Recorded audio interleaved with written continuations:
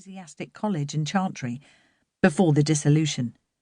The cottages for the men who'd built it long since converted into the quaint and popular Tower Inn, the chantry now a rather grand private home.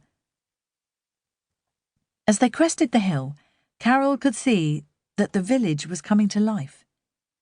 They approached the village school and she caught sight of her best friend Betty Wellings, who was busy shepherding her small charges through the door into the single classroom.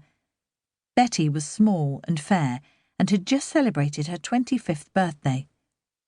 Had fate been kinder, she would have liked to have joined the WAFs, but she'd been struck down by polio as a child and now walked with a caliper and cane. Yet that couldn't overshadow her enthusiasm for life or her pleasure in teaching the children. Betty must have heard Hector's approach, for she looked up and waved, her beaming smile lighting up her pretty face. "I'll see you at the weekend," she called over the heads of the children. "Are we still going to the pictures?" 2:00 matinee, Carol replied. "See you about 11, and we can have some lunch in town first." Hector plodded on, and Betty went back to her little ones. But Carol's thoughts remained on her friend. They were looking forward to a day out in Kingsbridge, for it was rare for Carol to have a Saturday off, and Betty usually went out with her young man, Ken, whose family owned a large farm at Chillington. Carol thought Ken was a bit of a stick in the mud and not nearly imaginative or bright enough for Betty. They'd been walking out for 2 years, and Betty still hoped he'd pop the question, which made Carol wonder if perhaps Ken was stringing her along. If that was the case, then Carol vowed to give him a good piece of her mind, for Betty didn't deserve to be treated so badly after all she'd gone through. Her years in the orphanage, the trials of recovering from polio, and the struggle to attain her teaching certificate showed that Betty was not easily defeated.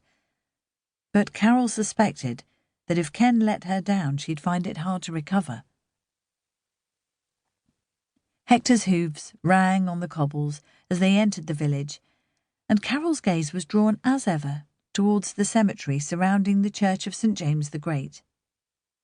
She felt the familiar prick of tears and blinked them away, for they couldn't bring David back or breathe life into the stillborn baby girl who now lay beside him in that lovingly tended plot.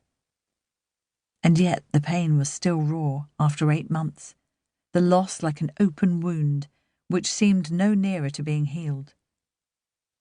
The Shire continued on past the steep cobbled lane where Thyme Cottage overlooked the sweeping fields of the old manor house right down to the sea. David had inherited it from his widowed father, who'd died of lung disease 2 years before the war, and he'd set up his successful carpentry business there before the world had been thrown into turmoil and everything changed. They'd met at a wedding in Dartmouth, and, following a whirlwind romance, had been married in the centuries-old village church of St. James the Great. David had carried Carol over the threshold into Thyme Cottage for what they'd hoped would be a long, happy future together. But the declaration of war had ruined that dream, and once he'd enlisted, they'd had only a few snatched days of leave to share over the following years, and now he was gone.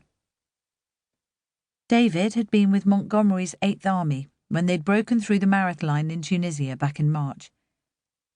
The news of his death had come shortly after she'd written excitedly to tell him about her pregnancy.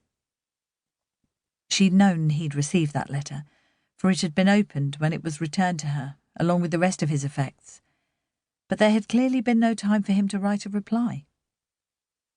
However, the shock of losing him had made her careless and clumsy, and a heavy fall down a slippery flagstone step had brought the baby into the world too soon.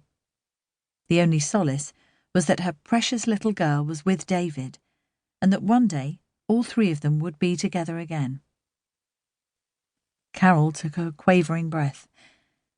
David used to say he admired her strength of character and her determination to make the best of things, no matter how difficult life became, and she'd certainly been put to that test. Although he was no longer here, she needed to prove to him and herself that his faith in her was justified, that she wouldn't weaken and let the grief...